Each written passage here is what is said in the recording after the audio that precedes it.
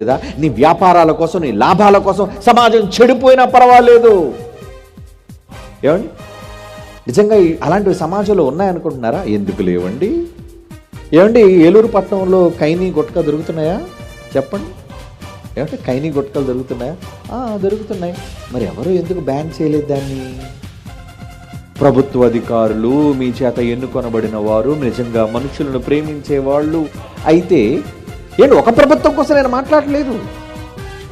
ఎన్ని ప్రభుత్వాలు వచ్చినా ఎందుకు మనుషులకు హాని కలిగించే ఈ భయంకరమైన విష పదార్థాలను అమ్మనిస్తున్నారు చెప్పండి? ఏమండి, మరి కొనుక్కుంటున్నారు కదండి. కొనుక్కుంటే ఏమండి, నీ పిల్లడు కొనుక్కుంటానంటాడు, నీ పిల్లడు కావాలని కొనుక్కుంటానంటాడు, వాడికి సిగరెట్ కొనిస్తావా? నాన్న నాకు కాలేజీకి వెళ్తున్నాను, స్కూల్కి వెళ్తున్నాను, నాకు కైనీ కావాలంటే డబ్బులు ఇస్తావా వాడికి కొనుక్కోమని? అంటే నీ వాడికైతే నువ్వు ఇవ్వవు, మరి వాడు పరాయి వాడండి, వాడు చెడిపోతే నాకేంటి, వాడు ఆరోగ్యం పాడైపోతే నాకేంటి, వాడు చచ్చిపోయేవాడు, వాడి కుటుంబానికి అన్యాయం అయితే నాకేంటి? ఈరోజు సమాజంలో చూడండి ఏం జరుగుతుంది. అన్యాయం, అక్రమం ప్రభుత్వాలే ప్రోత్సహించి ఈరోజు అమ్ముతున్నాయి.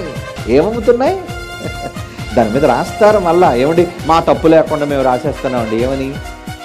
ఏమండి, గుట్కా ప్రాణాంతకం, కైని ప్రాణాంతకం.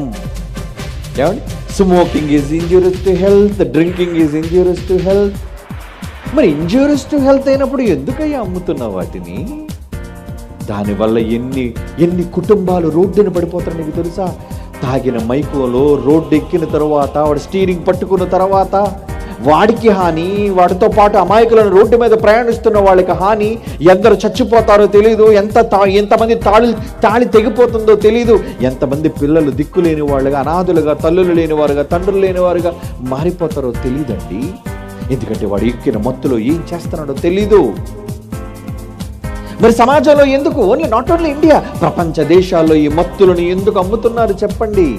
నువ్వు తాగినా పర్వాలేదు, చెడిపోయినా పర్వాలేదు, రోగం వచ్చినా పర్వాలేదు, నువ్వు చివరికి నీ అవయవాలని చెడిపోయి క్యాన్సర్తో మంచం పట్టి 80 ఏళ్ళు బతకవలసిన వాడు 50 ఏళ్ళకు 20 ఏళ్ళు ముందు చచ్చిపోయినా పర్వాలేదు.